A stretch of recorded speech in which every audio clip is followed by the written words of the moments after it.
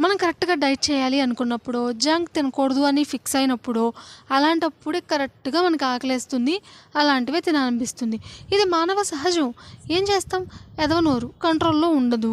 అందుకనే అలాంటి వాళ్ళ కోసమే అలాంటి టైంలో ఇలాంటి స్నాక్స్ కానీ, బ్రేక్‌ఫాస్ట్ కానీ ప్రిపేర్ చేసుకున్నాననుకోండి, టేస్ట్‌కి టేస్టు ఉంటుంది.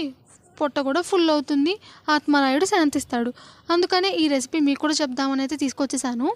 ఏం లేదండి, చపాతీని కాల్చేసుకొని పక్కన పెట్టేసుకోండి. ఆ తర్వాత పన్నీర్‌ని కొద్దిగా రోస్ట్ చేయండి.